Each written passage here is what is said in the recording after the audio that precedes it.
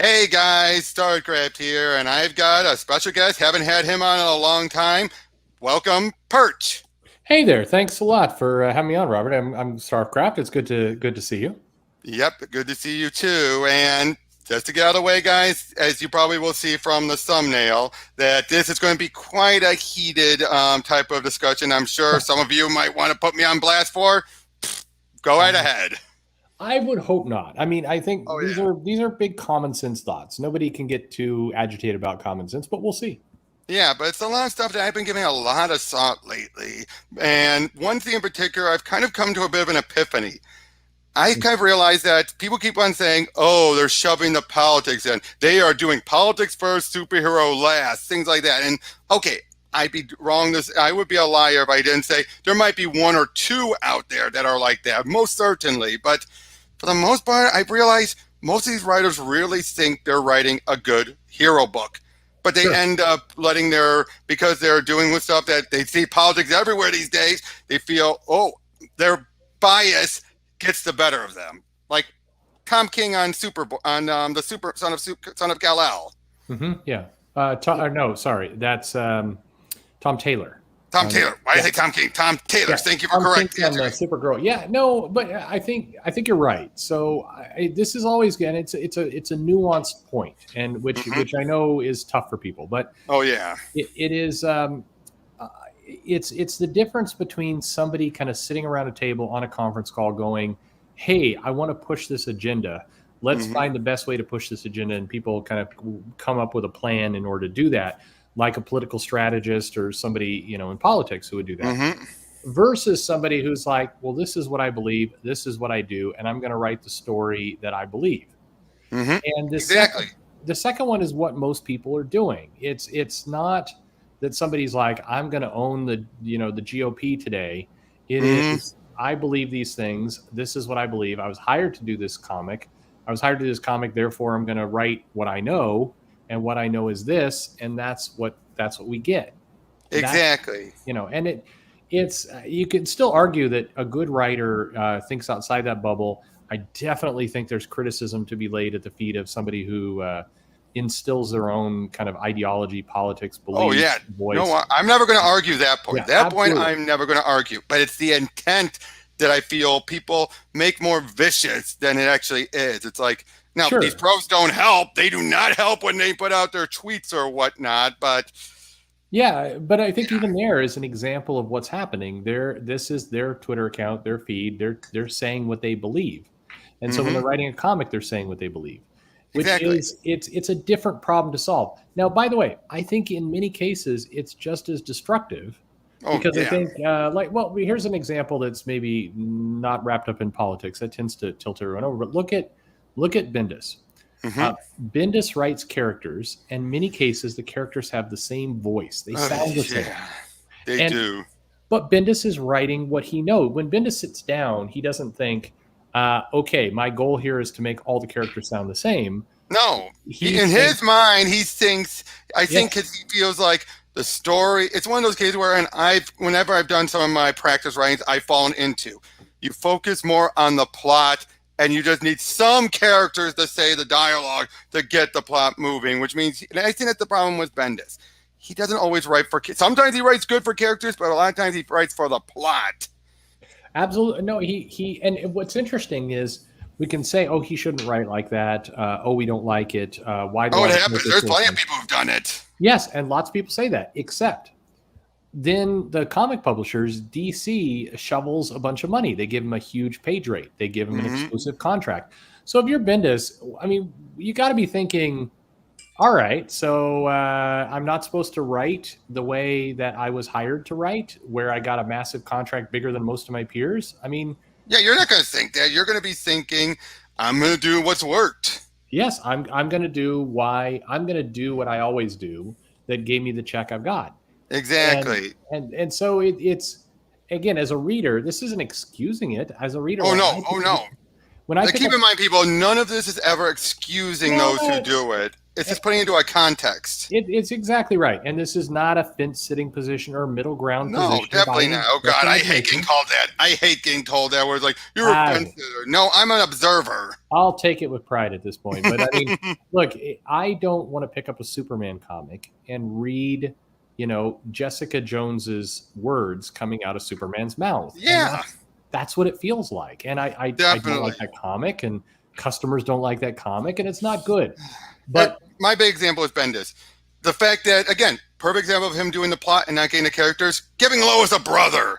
That's for the sake of the plot, but it tells you he has no idea about Lois, her upbringing, the stuff with Sam Lane, and how that totally derails everything about her history. But nope, it needs it for the plot. It's what he does. But if you're Bendis and you're looking at a big check and you're looking at an exclusive contract, he doesn't have it now, but he did. Right. And you're looking at this, big name industry, your trades sell well, all the rest. Exactly. It's the idea where you get the wrong idea of what made you a success. You think it was the whole kit and caboodle when it could have been one or two aspects of it that you really like. Like with Ultimate Spider-Man, people liked the idea. They felt, in fact, that's one of the times where I think he did have distinctive characterizations. He did. I think he. It's interesting watching Bendis's career, and I think the reason why we took this kind of side rail. It happens. It happens. The reason why we did it is because if you look at Bendis's early career, including the Avengers, New Avengers, you look at Ultimate Spider-Man, characters sounded more different. And then he was given more money. He was given more power. He's given more books. Yeah, and every single time he gained more ground, he leaned more into kind of the uniqueness of him. And I think he also leaned into, because he got more books and everything, he became more saying about the bigger picture. Sure. I think that's what also led to it. And then he forgot what made him so big and started just assuming, oh, my new way still works just as well, and just ignoring any of the criticism. And the question I have is, at what point does an editor or a friend or a mentor or somebody along those lines go, hey, buddy, your career is taking off. You're getting bigger and bigger contracts. DC hired you over for a huge increase. You're riding on top of the world. But creatively, your work feels a lot more paint by numbers than it did 10 years ago. Oh, yeah. Is anybody saying that to him? I don't think so.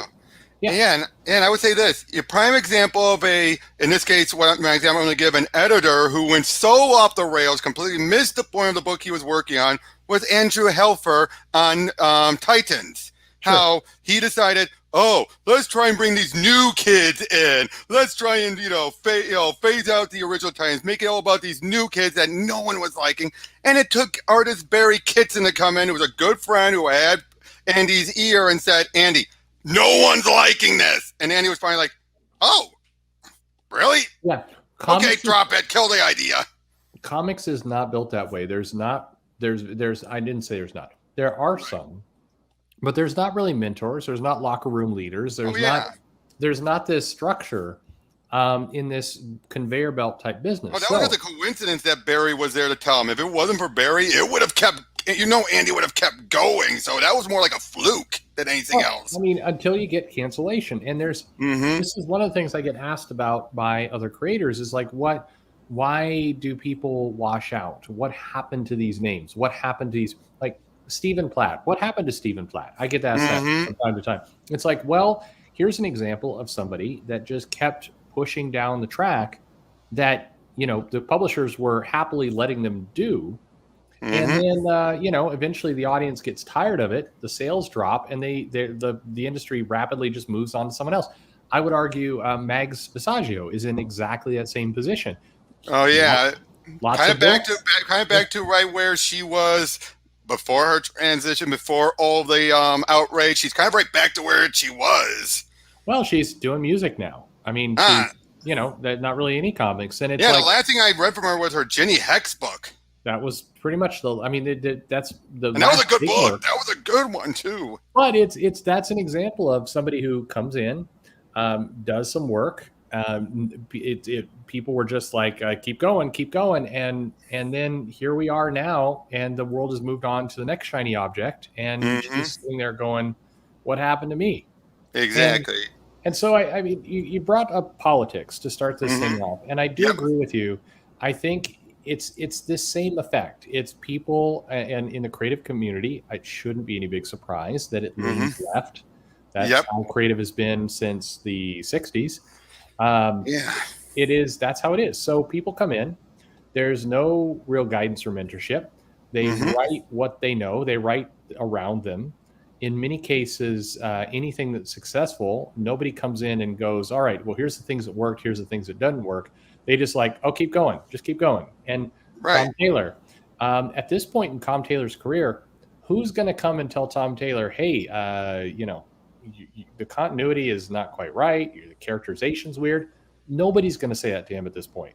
He Even didn't. though, the irony in that regard is that he built most of his career off of alternate universe stories, not in continuity ones. Sure, Like, sure. well, at DC anyway. At Marvel, he has Wolverine and what's her name, Honey Badger. Yeah, the Wolverine and the X-Men Red series. Well, I'm talking about more. It seems more Honey Badger is what he's best known for now. Yeah, that was kind of he put his name on that one, and he's doing Dark Ages now, and he's doing Which is good. Good start. A very good start. it's a good Yeah. start. It's I think nobody's going to go up to him and say, "Hey, here's a couple things that will." Oh yeah, you've reached that point where it's like, Yeah, and I do think there are some editors who are either overworked, or absolutely. they're like Andy Curry, who, unless he hates your politics, he's just going to let everything slide. Well, I When mean, I'm just using him as an example because let's be honest, Yeah. that is how he worked. He was one of what I call the lazy editors who just let it go unless he takes issue with it. Well, a lot of the editors, I mean, at DC in particular, I mean, these guys, this team is working 15 to 18 books at this point. And there are people quitting too now because of it. Sure, they're leaving, and so it's just get the books out the door is kind of that's what's going on there. So again, and if people are listening to this, no, I'm not saying that any of this is right. I'm saying it's a different problem in many cases than what people yell about. Yeah, but they want to look at it like this is they're out to get us. It's that whole notion, and we'll get to this later on, of the we have an issue with the people who want, for example, the people who want to restore the Snyder Cut. They're talking about you guys. They're talking about you guys. It's like, no, they weren't. They were talking about Spillman specific. But you have these people who think that we need a boogeyman. We need someone that is a bad guy, and we'll get to that. But that's an example. Humans always seem to need somebody to fight, and they need a bad guy, and things like nuance and details get in the way of a good, being angry. Complexity is not what anybody wants, but the problem is a lot of this anger becomes impotent. You're shouting at something that is not. It's fueled by a mob mentality. Did you read that article in Newsarama of someone actually making it clear that the comic book fan outrage actually is natural? Yeah, I did see that. It was an interesting article because, I know a couple of their writers listen to my channel because they send me mail, and I kind of wonder. I made the same point a bit ago. This is human behavior. When Ron Mars did the Emerald Twilight storyline and Kyle Rayner and all that kind of stuff, and he still to this day gets unfairly maligned when it wasn't his call. He was just hired to do it. But people were pissed. People were angry. So. I will forever remember the Heat. I remember Heat. Yes. No. I mean, when people came in and they read the conclusion to One More Day, and they erased the Spider-Man. I remember vividly. I could tell what the guy looks like and probably smelled like. He took the comic, he threw it on the ground, and stomped his foot on it in the shop. Did he buy it, or was he reading it? No, he bought it and read it and was sitting there reading it. I mean, it was an event. Oh, one of those things. There's a bunch of people in the shop reading this and going, "Oh my god, I can't believe they're doing this." The guy got so viscerally angry.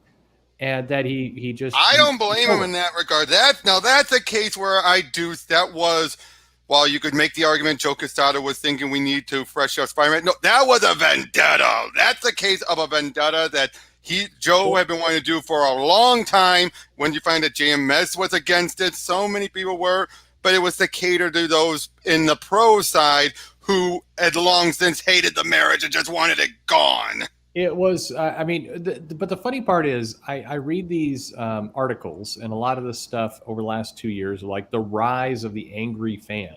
I'm like, what are you talking about, the rise of the angry fan? There's been angry fans for 30 years, 40 years. This is normal.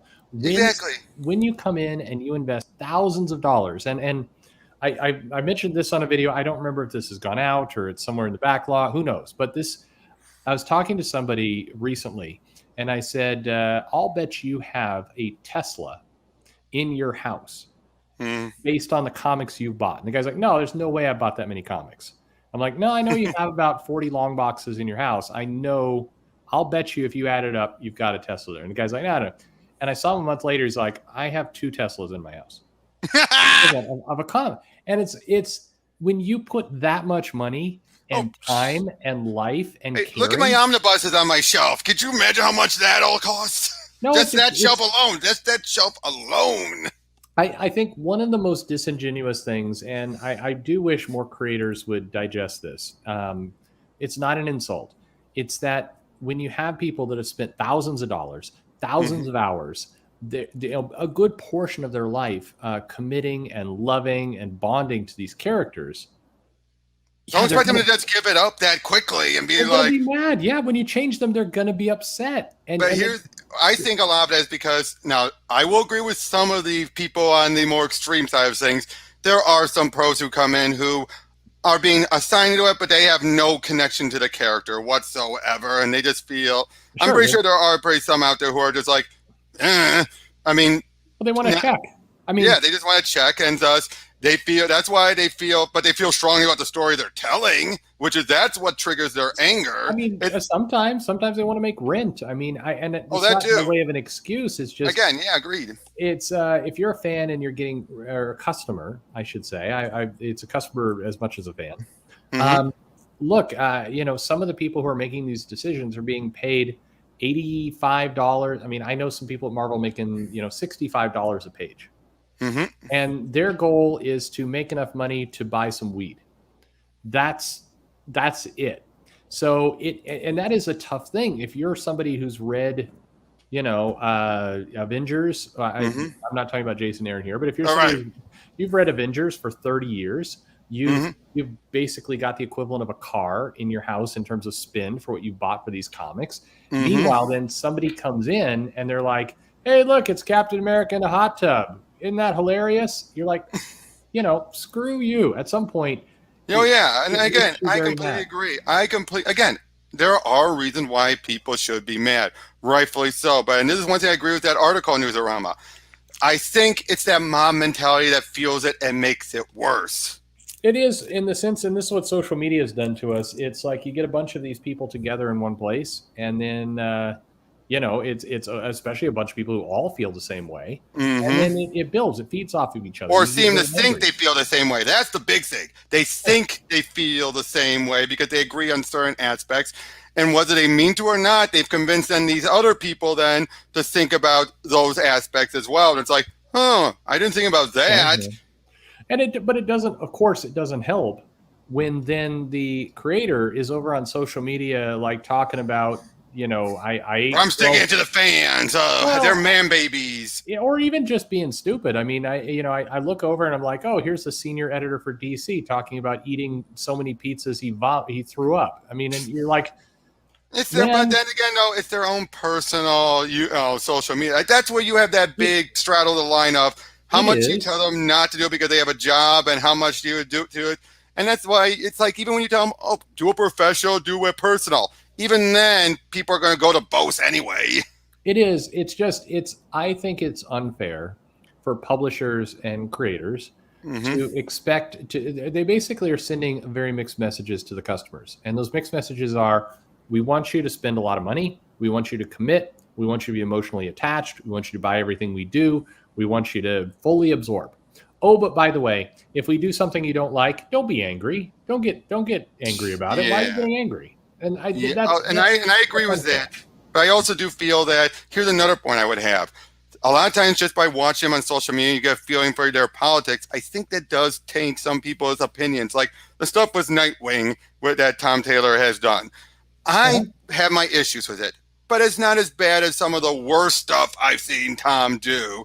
But I also start to wonder, would people be as upset if they didn't know his politics? Would they have? Because when you look back at some older comics, I have to wonder if, say, if there was social media back when Denny O'Neil was on Batman or Green Arrow, and then he was talking about it. Would people hold stuff in high regard back then, or would they be more willing to jump on the, oh, he's shoving politics at us because he's being more open about his politics, that you realize, oh, he's shoving it in.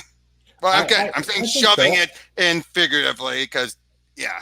I think that, I mean, the creator of The Punisher is very left wing. And I think Jerry Conway. We didn't used to care as much. I mean, the thing is, there was more of a, we could read and consume things by people from the opposite end of the political spectrum. But we also lived in a vacuum. That's the other thing. We all operated in a vacuum, having no idea about these pros politics. Sure. But now that we know, it feels like it does. There's a bit of a taint. I'm not saying that's the sole reason behind the outrage, but it is a taint nonetheless. Well, it's because we are now bred to care. Like it's not enough if there's somebody who's right wing, left wing on a book. We're supposed to feel a certain way about that, and that comes first over what's actually being written. And then when we read what's being written, it's like we need to read into, okay, well, how's this person politics or things? I mean, I know. I mean, that's why with Tom Taylor, he's a prime example. There's been so many times where apparently there have been other politics shoved in, but I didn't think much about it because I don't follow him all the time. It didn't seem to affect me, and it didn't seem to be as close to home or as on the nose as I would think. Like this again, the stuff was Dick Grayson giving all that money away. That came off more like that's something that would kind of in general happen. There was a lot of back padding and attaboys that really drill it in, and you're going to say that the reasons, this will solve all the problems. Yeah, but again, this isn't the first time we've seen a Bat family or someone in comics in general doing this type of stuff that probably matches the writer's politics. I mean, no, for sure. I think, I read the Nightwing issue and I thought it was dumb. I thought this. I didn't say it was a masterpiece. I'm just saying. I didn't like the storyline. I don't like the idea of, we have to be the problem is it's played out for me.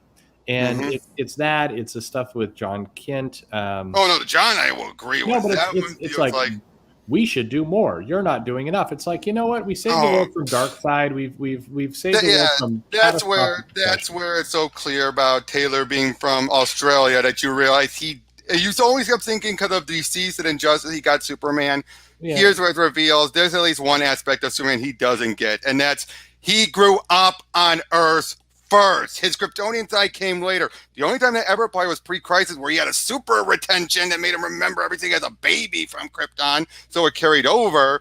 But on Earth, he was an Earthling for the longest time, and the only reason why he doesn't interfere is because what happens if he dies, or what happens if he's not around? It's going to go to hell because he knows he has to set an example if he wants a major change like that. You can't do that by force. That's what truth. Yeah. I think with these characters, this idea, the problem is a lot of people are doing this now in comics. And one of the things that I think it irritates people. You can't everybody do the same thing. In the 90s, when suddenly everybody had pouches and spikes and things, we got tired of it. It's even more laughable now, though. That's even more laughable now when you look back. But you can't, it's like everybody goes to the same well. You can't all do the same thing.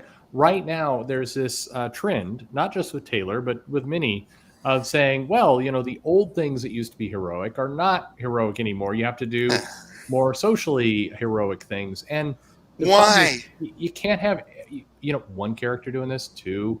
And the other thing is you could solve it in universe, but when someone looks out their window, those problems are still there. Sure, and make it make sense. Green Arrow has always been more social justice oriented. Oh yeah, that's no different. That's what I know. It's people when it comes to Green Arrow, they never argue. Of course, at the same time though, that would have to mean them having to do something where it blows up in Ollie's face, and they don't want that. Sure. I agree, but it's like you've got several characters that have that personality. Leverage those characters first. Exactly. If you want to go to a new character that does this, make a good reason for it. But when you have somebody lecturing Superman, you didn't do enough. When you have, and it's his own son. Yeah, the Dick Grayson thing I thought was out of character and dumb. I didn't like it. Now I didn't like it because it just felt tired. It felt like something I've seen before. It felt like It just felt very out of character and very stupid. And Oh it yeah, felt like he had to have a bunch of the other DC heroes standing around going, "Oh my God, you're really great." yeah. That's what And I'm so saying. they The had to, attaboys, the yeah, attaboys. it read very hollow. When I read that though, I wasn't sitting there going, here comes liberal SJW stuff in the comic. No, it just I, felt like he it just let felt his like, God, again, we yeah. have to do this. I mean, can we just do something And like, again, the general wow. idea is not bad. That's my prime example again. The general idea, I see what Taylor was going for, but he let his personal bias dictate everything. It just comes across somewhat lazy to me. Like Hmm. we're going to run the same story just over and over and over. It doesn't matter who the character is. It's the Yeah. same complaint I would have when you read a Bendis comic and everyone sounds the same. Hmm. I know. It's like, again, another thing I've been doing about when I do my own writing, I'm going to make sure, even if I don't agree with the politics, I'm going to make sure all my characters have different ranges of politics and everything. Because the last thing I want is to ever be, oh, they're all wearing crosses and have conservative values. So I was like, no, that's not realistic. No one's going to want to read that. You might think there are people out there who's going to want to read it, but there aren't. Well, look, I'd like to keep them on the middle, yes, like center, but that's more realistic than they're all completely one sided. if you're writing the X-Men and you're writing an adventure with Wolverine and Nightcrawler, it makes sense to have Nightcrawler talking about his faith. It does Yep. not make sense to have Wolverine talking about his faith. Maybe a lack of faith after everything he's been through, but Yeah, make the character should sound true. That's exactly. part of the job. And again, and how much of that is the editors and how much of that is the writers? That's the other thing. Yeah, there definitely so. I mean, I also think there was this Action Labs creator talking about. I've heard about that fiasco. That's a different topic, but yeah, go No, but continue. like if if you were making $65 a page, $15 a page in that case, Mm-hmm. yeah, your goal is to get through that project as quickly as possible. And I definitely wish and think it's admirable, and several people are very admirable of doing a good job regardless of the pay. But if you're an industry and you pay those kinds of rates, and what do you expect is Oh going to yeah, happen? Like you're doing stuff on the cheap. It's the equivalent of like buying food from somebody on the side of the road. Like you're getting what you're paying for at that point. exactly. And now here's the big question: do you think the pendulum's ever going to swing back, or do you think it's still mid-swing, going even worse? I think until, and I know this has been a controversial topic. I haven't seen it, but people send me links all the time saying that look, this guy's taking a shot at you. Until you put more money into comics, this isn't going to change. Yes, and unfortunately, they're taking more and more money away from comics. Yeah, I know it sticks in people's throats and they don't like to hear it. Like, oh, why should we give some of these people who are doing bad work more money? Because if more money's in the system, people are going to take it more seriously. That's why. Yeah, exactly, and at the same time, and this is going to be a big controversial thing for me to say, if the big two go, I don't care who you are, there's not going to be anyone who's going to come up and reach to the lengths of those two. Because when people think comics, they think the big two. They do not, and they might think a few books from Image or whatnot, but they think the big two. And if they go under, no one, not Comics Gate, not even Image or Dark Horse, is going to rise up and be just as big as they once were. No one's going to be as big as those two. Not today. I do think there's a route where the business stabilizes, but it's not right now. If those two go, and I'm just saying if they go down, I'm saying if they go now without that build up to what you're talking about, yeah, it's just going to tank everything. it's a huge problem. But it is worth saying, just in case anybody's thinking this right now in their head, those two aren't going anywhere. Yeah, they're not. I understand that we worry and the various signs and everything, but they're not. That's why they're taking more money away, so to keep them going. Yeah, the big corporations are going to slowly turn those things into marketing IP farms, and it's you're not going to like what comes out the other end, and that's why we do need the indie world to come up, and we do need these other efforts to be great. But right now, like the best example I always give is this: go to your local Walmart and Target, go to the kids' book section, check out something called Marvel 5-minute stories, and go look at that. That's your future. That's your future of Marvel Comics. That is selling right now. If you go to Amazon, more than nearly, I think, whenever there's a TV event like Civil War or WandaVision, one of the other Marvel books spikes up. But if you go to Mm-hmm. Amazon and you click on Marvel graphic novels, everything there is this Disney publishing kind of thing. That is your future. And Yeah. I Or the webtoon stuff too. sure, but that is painful for me. By the way, as somebody who's collected Marvel for 40 plus years, Mm-hmm. sold Marvel, that is not obviously not where I want the comics to go. But Right. that's Agreed. that's where these corporations are going to steer it.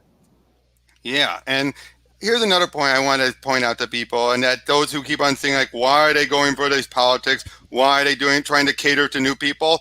Because unfortunately, the growth over the past couple of decades has been pretty pitiful by comparison, that they know eventually more and more people are going to be aging out. Basically, they have lost more people over the past few decades than they've gained. But it's only now starting to become a big problem, not just because of the people they pushed away because of politics, but just in general. People either dying out or just phasing out in general, that people realize they need to grow now, ASAP. So they're going for quick fixes. That unfortunately means catering on their politics to get the new readers. Well, and even more than that, I mean, it means catering to variant covers and incentives. Oh, that too, of course. But no, that's the politics is more a result of just what they think people want. It's what they think they want. I don't even know that there's a plan. I know that people do. They point to like Asana Amanat and somebody says there's a plan. No, have you heard her name publicly outside of these people? And I don't know how long I've heard her name mentioned. No, she's a non-factor at the moment. I mean, she is, and I know. I know that it's more exciting in some cases, and for me, I almost want to believe, because it would mean there's a tangible problem to solve. That the same people thought getting rid of the deal would solve everything, made things a little bit worse. I wouldn't say it made it completely worse, but a little bit. But it would be so much better of a world if, like, there was a Monday morning staff meeting with Tom Brevoort and Sana Amanat, and they're like, all right, we got to help Biden. So we got to put those liberal politics into those comics. It would be easier, because then you could at least see a path where, like, okay, with sales failing, it would change in management. You get those people out of there. You have a clean start. Everything gets fixed. That'd be great. But unfortunately, it has a lot more to do with, hey, we're paying $65 a page. It's really not a livable wage. So the people who are writing these comics either have to have a lot of them, or they have to have a second job. Exactly. And we're not going to pay much attention to what they're doing, and they're just going to write what's going on in the world around them. And they happen to be making very little money. So, shocker, they're putting in more social justice topics, because a lot of people at that income level do. Yep, and unfortunately, and again, taking pot shots of how the community has reacted, unfortunately, you've gotten so many people who want to look at it and be all like, for example, what led to Axel Alonso getting fired. They kept thinking, oh, it's because they shoved all the politics. No, it was more other reasons. He was not well liked. You had a bunch of reasons on the inside to why he got ousted, but because you had a lot of coincidences on the public point of view of things, people like to latch on and think, if this matches what we're fearing, and that's how it must be true. Or, oh, you have all these people doing all this pot shots at Trump, and they want to latch on saying this is a united effort, when it's like, no, they just all happen to be doing the same stupid thing, but they're taking it upon themselves and getting away with it. It's not a united, intentional effort. Well, at some point, some enterprising YouTuber will take a look at, do the archive of some of Axel Alonso's old tweets and check out who he supported. It might surprise you. I'll give you a hint. The guy was orange. Yep, and then you also have the fact, behind, again, just behind the scenes, like he wasn't one of the guys who was big with the Marvel group. Yes, and he was also one of the people who was not fond of some of the titles. He was resisting some of this stuff. He did not like Gabby Rivera coming in, for example. There was he's an interesting case. I'm not. Same with the deal. The deal is also an interesting case, especially when you hear stuff like Eason or Aaron LaPresse. You find out with like someone like Joe Quesada, there's only a select few people he would be more direct with, whereas the deal was usually direct with a lot of people. And if he liked you, he'd help you out. Yeah, no, it's these people get kind of miscategorized. Now, that's not to say these people are heroes. We don't live in a world where everybody is just a hero or a villain and nothing in between. But it's not exactly how people have described it. Yeah, it's And like again, it I still stand by it. DiDio really did love the characters, but he loved certain aspects, and he just was trying to figure things out and all that stuff. I always feel like DiDio never really had it out for some things. Maybe a few characters, maybe, but other than that, you know what I mean? It's like, sure. especially finding out what happened to Justice League International after talking with Aaron. Yeah, Dan was trying to keep that book afloat. It was someone else who had an issue with it. DiDio, I mean, he was not a good what's the word? He didn't have a great bedside manner, if you will. Right. He was not a warm and cuddly guy, and that cut both ways. I mean, I think there were definitely some people he rubbed the wrong way. I think he definitely had an ego. Oh yeah. He was not somebody who would like to admit when they were wrong. So I mean, the guy was far from flawless by a long stretch. But I also think He was human. sure, and I think we've all seen now. Okay, he's gone. Everything's great, right? It looks like they're still keeping on with 5G to a degree, just in a different form. It's not going to be, again, to a degree. Look at all the characters that are going to replacing or move or shuffling around. I mean, the only advantage is that none of them are being killed off and being replaced. They're just, oh, I'm taking some time off. You take over. Sure. I think I just think a lot of people jump to conclusions very quickly about this is the villain, this is the villain, and in many cases, I think as customers we've been bred to, and social media has done this as well, to quickly identify a villain and then start throwing rocks at that villain. And it sounds great. It can be temporarily satisfying, like junk food, but it's not always correct. And I hate to say this, the people on the left did that first. They needed a villain. They would pick a villain, and then they were getting up on that villain. The only difference is that they had more ears and eyes and ears listening to them and believing them. I mean, it's people don't like friction. So whatever is going to get them the fastest route to what they want, that's what a lot of people go for. Oh, yeah. And we've seen plenty of that. I think definitely, the second Trump came on the scene, he was a great villain, and people threw rocks at Trump every single day, constantly. But unlike other cases, though, they really went too far to the extreme. They believed their own bullshit and decided, let's make him not just a villain, let's make him the biggest villain. Let's have it be that the world's going to die because of him. Sure. I mean, everything's always got to be the biggest problem ever. Climate change is the biggest problem ever. The virus is now the biggest problem ever. Income inequality is the biggest problem ever. There's always the everything has to be the absolute biggest, most terrible crisis in the entire world. Everybody get excited about that. We get about 1 week, maybe, of everybody being pissed, and then everybody promptly forgets it. I mean, it all depends on. Here's the other big thing I've noticed. It all depends on if a YouTuber wants to make a video, here's the videos, and they're getting the clicks they want. How many times have you seen it where something happens and either the YouTuber decides to say, "Oh, there's a bit of wokeness in here," they just make all these videos about it, but then they do like when Ghostmaker came out. They like no one really cared much about him. Then he was revealed to be bisexual. I saw maybe a few videos try to start something. Nothing took off, and it just died, and people have just tolerated the character. When you would think, big deal, they've made someone woke, but they don't even. No one even cared. Yeah, I mean, it's just. I hate that these little outrages gets everybody's attention for 3 to 4 days, and then or weeks even. How's Jay Lee doing? Anybody know? Yeah, exactly. What's happened? Does he have work? Does he have covers? Does he got? They moved on. Anybody give a shit about old Jay Lee anymore? I don't know. That's a shame. That is a shame. Or when they did that, what if? And you had that white, you had someone else wearing a white guy wearing the Black Panther outfit. The people were more defending the right to use that image. No one was defending the artist.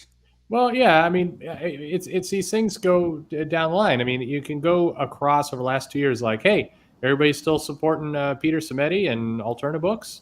I hope so. A lot of you are pretty wound up about that. Are you still? Yeah. Are we still defending Jay Lee? Are we still defending? Like, what? Did we just get pissed for 5 days and then, now we're on to the new thing? I don't know. Maybe Jay Lee could use some help. Maybe we should buy stuff from him. I don't know. And I will say this, different note, but you want to know something that I read recently that kind of got me a little outraged because I'm such a sci-fi geek, but I soon realized, you know what? No, they probably just didn't know better with it. In the Midnighter backup story, they keep using the phrase bootstrap paradox. They're not in a bootstrap paradox if you actually know what that means. I mean, That you've one I'll read, trust you on. I don't. okay, you've read those backups, right? Yes, I have. Yes. Okay, I'll just say this: bootstrap paradox. It's that notion, like where let's say you have a the Marvel Zombies. You've read up to Marvel Zombies Returns, correct? Yep. The virus. The Yep. virus, we had no idea where it came from. All we know is the Sentry caused it, and he infected everyone. And then as events went on and reached to Marvel Zombies Returns, we find out that the infected from Earth, that zombie Earth, came to this other world, eventually the Hulk bit the Sentry, he became zombified, and then eventually the zombie was sent back in time, back to the other Earths, and basically make her they're stuck in it. There was never an actual starting, like, originator. It was the time loop that's created it. There you go. That is a bootstrap paradox. What they're doing in here is more of a case of where you're in a time loop and things are changing with each iteration, kind of like the Terminator movies with each loop after the second one. And it's more of a bootstrap is a subversion of the causality paradox, which is basically what it is. In that book, in Midnighter, it's a causality loop, but it's not a bootstrap paradox. But again, yeah. You get what I'm saying, no, though, right? No, it's like, for sure. like no, I'm tongue in cheek here, but yeah, no, I mean it's. But that tells you how much of a nerd I am. But see, I look at that, but I'm like, I'm not going to just drop the book and be all rage about it because they didn't get it right. It'd be like, they probably pretty insane. Yeah, they probably recognized that phrase and thought, oh yeah, we'll just use that one, not realizing it's the wrong definition. I think.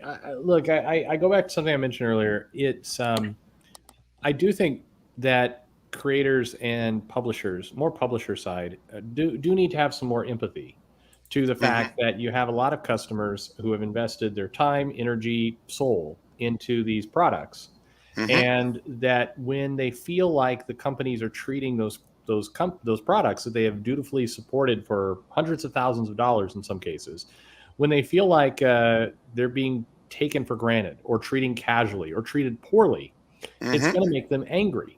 Now, that doesn't excuse customers or fans for going on gigantic rage tantrums and other things. However, it's not like we can.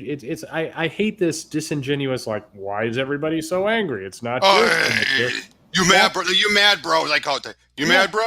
That's the stuff that I think if the publishers and the creators need to understand. You wanted everyone to get invested. You wanted everyone to care. They did. And now there's a consequence to that. Now we have to live with the fact that, a lot of these people are invested, do care, you got what you wanted. So what do we want to do now? Hopefully treat those people with respect because they helped give us all the shoulders we stand on. Comic creators like this phrase, we stand on the shoulders of giants. You're right. Some of those giants are your customers. Exactly. And then you have other cases like where someone builds up like Al Ewing on Immortal Hulk. Nearly the first half, very well written, maybe a few things here and there, but then after nearing the halfway point, he decided, I'm going to put more of my own stuff in there. And then he took for granted everything he built up for, and if I recall right, it never reached the heights it did with that first half. It seemed to there did seem to be an attempt to go back a little bit, to put that back in the model. But that was right around the end, yeah. But there you go. I mean, you've got a writer that the customers and the publisher and everyone continually says, this is a superstar. This is one of the best people in the world, writing the best kind of stuff. And like, what do you expect Ewing to do? He's going to do just like Bendis, just like Taylor, just like these other people. He's just like Kate, He's going to do what brought him to the table. And now, what about Jason Aaron? Now he is like, what's going on with him? Because he has not been as big of a star as he once was, and yet he keeps on acting like his stuff matters. When in the end, it really doesn't matter at all. No, and most of the other writers are ignoring his stuff. I think Jason Aaron is been given the opportunity to kind of play in his own little sandbox, and he's doing whatever he wants. I mean, I don't know for sure. Because no one's referencing it. If you know that, no one ever references it. Al Ewing just disregards everything with She-Hulk, even the way she looks. Yeah, no, I mean, it's its own little sandbox. But But I have the feeling it reads like Jason Aaron's like, you know what? Screw it. 10 Ghost Riders today. It's like, we'll make one of them ride a shark. And it's like, Yep. I Or mean, I'm the only one who knows what's best for She-Hulk. I don't get necessarily an ego thing out of him that way. I just get he's just like, he wakes up today and let's have a Wolverine clown riding an elephant. And that's what we're going to have. And yeah, that is true. Because he's been given this freedom and everything that very few creators get. But it's like you've been given one of the big titles, and look what you've done with it. It was good for the first couple of issues, but afterwards, you've gone so far off the rails that most people don't. Again, the fact the other writers are just flat out ignoring it.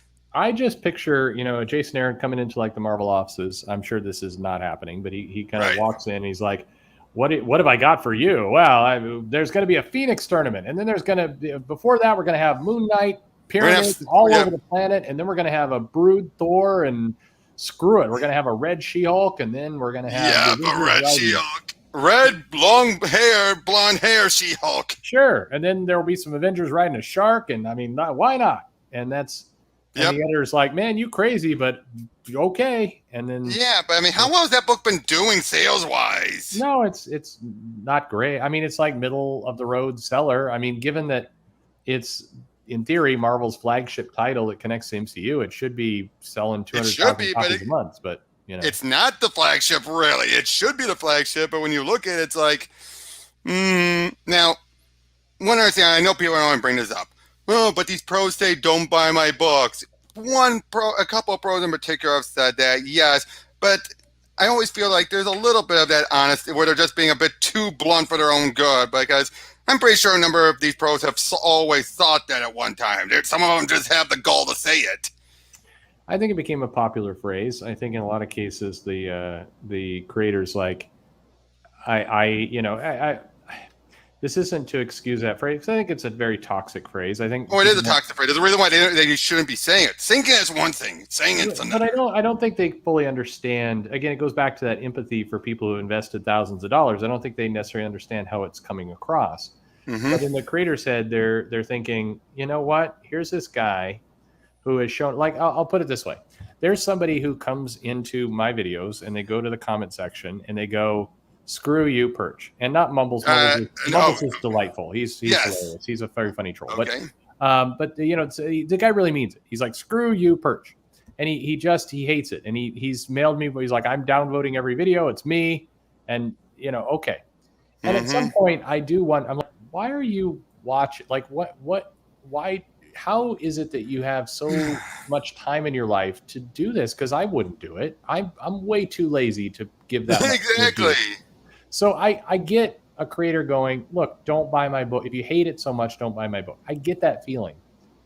However, the way it comes across to an audience that is so invested is it's somewhere between disrespectful and antagonistic. It doesn't it doesn't diffuse. It's not like the person you're telling that to goes, yeah, okay, you're right. Why am I spending $5 on something I hated? Thank you. I'll save my money and we'll go our separate ways as gentlemen. It does, but and I agree. It does feel like they are being all like, don't like it, don't buy it.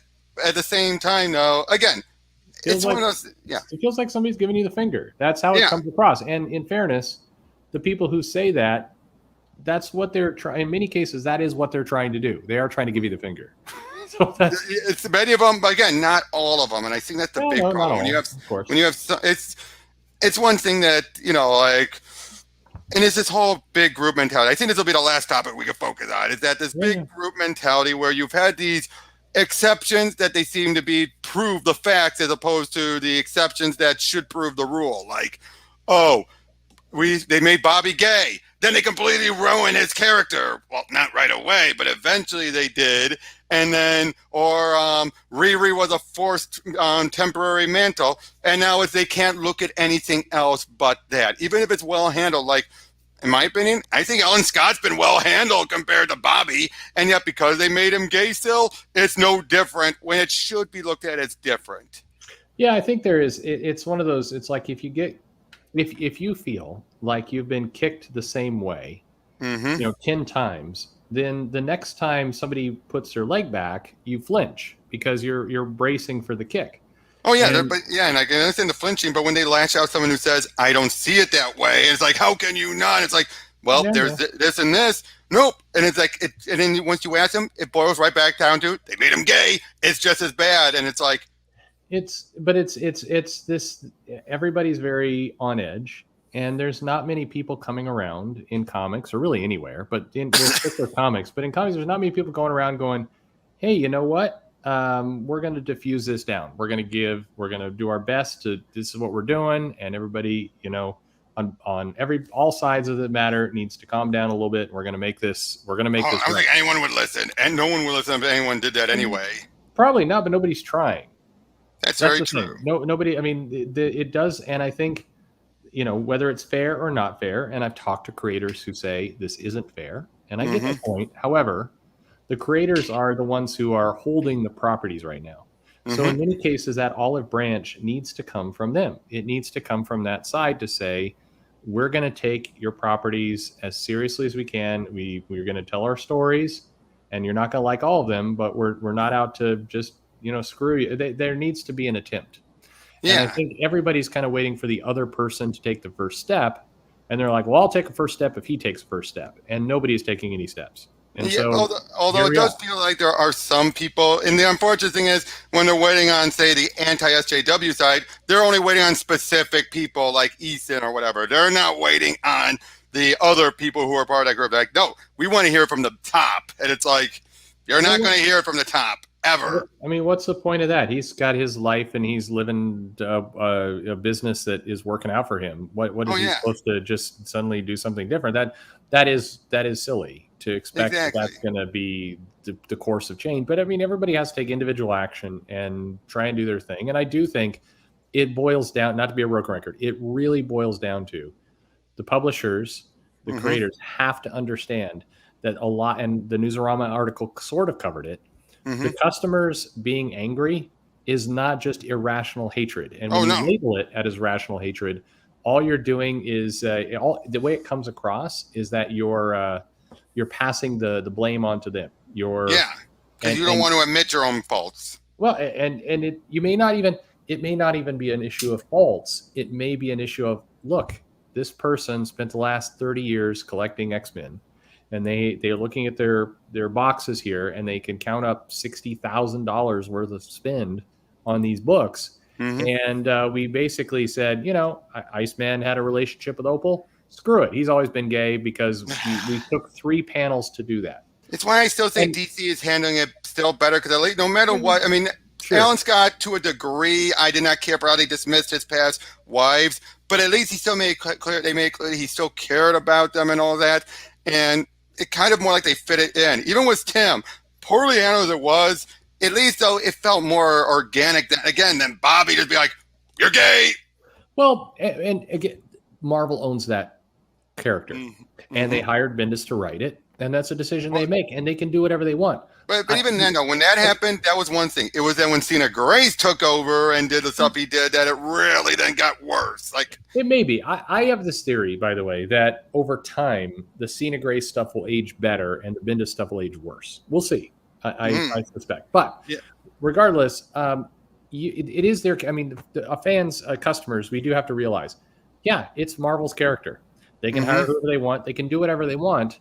They absolutely have the right to do it. Yeah. But should they? But you shouldn't be surprised. If you want to do these things, go for it. But don't be surprised if you do these things and they're radical changes and people are upset. That's the part I think that makes everybody so angry and crazy is when you go, what? Why did you have a problem with this? I don't know why you had a problem with this. You must be some kind of hate person. And it's no. Now, again, when it comes to that, I will agree. But when it comes to something like how you have people, thanks to Riri, they retroactively are hating Nightfall or the Captain because they say, replace mantle. No one should ever have a mantle replaced. No one should pass on the mantle. They should never do that unless they're a white guy. I've been noticing that happen lately. But that's those people don't. But but just like with Riri is the exception. Most of the time, even if it was not a great executed story, the creators always had a story in mind. Riri is the sole one where there was no story whatsoever than to put her in the armor. It's been So they can, increasing. I mean, there's been more and more of it where it's oh like, yeah. we're just going to do this thing. And again, they own the characters. They can do whatever they want, but they can't honestly be surprised if people are upset. That's it. You can choose to ignore the upset. You can choose to say, I understand you're upset, but we want to do it anyway. It's your property. You can do that. Man, But you can't sit there and go, I don't know again, why no, you're that's mad. Why again, you that's mad? mostly that's mostly Marvel doing that because DC. How many times did DC start to do something and then they would panic and reverse it, like Yeah, making Bart the Flash. How long did that last before they quickly said, "Bring back Wally, bring back Wally"? yeah, I mean, which in fairness is I mean, that's its own problem. I mean, DC arguably has this history of not committing to things, and that's been a whole different problem. But Yeah, I don't know. They both, there is this. I can't again. What bothers me the most is this disingenuous behavior of like, I don't understand why everybody's so mad. oh yeah, Yeah, you do. Come yeah. on. But I would also say on the other side is also this whole these guys are evil and they're all doing this intentionally to get us. It's that whole there's one side being dismissive, the other side is more villainizing. I mean, the other side villainizes too, but it feels like one side that's mostly what they're doing is villainizing and demonizing them. Yeah, which is how we're trained now. I mean, everything is there are no. I mean, look, when people call me a fence sitter and these kinds of words, they're saying it as an insult. They're not saying it as like, oh, look at this guy, he's able to see both sides. They're saying it's like, hey, you're a pussy because you do this. And most in the world, most rational people look at all angles. They don't always just make the exact same decision every time. But exactly, that's why I feel like there's some of these people on one particular side look at people in three ways: allies, which are those who agree with them on everything and seem to side with them; enemies, those they do not like whatsoever; and then the ignorant idiots, which are the people they like but aren't seeing things the way they see it, and so they feel like you clearly don't know. Go pay attention to this YouTuber, or you're a fence sitter. Where it's like, and unfortunately, that's not a good mindset to have, and it kind of makes you feel so more willing to put your feet in the ground and just like they think they're doing the whole "no you" move, but it's for the wrong reason. This stuff just radicalizes people. It doesn't help is the thing. No, I mean, I don't know. I don't care. I don't care either. I've gotten to tuning out very quickly. Oh, and I've been starting to do that too, although I'm going to be doing more rant videos just to call it out, but I'm not going to care anymore about blowback or whatnot, because it's just like, it's going to show them to be what their side is. If they're not the high and mighty they think they are. Well, rant videos are good for the algorithm, so there you go. Oh, good God, did I learn that.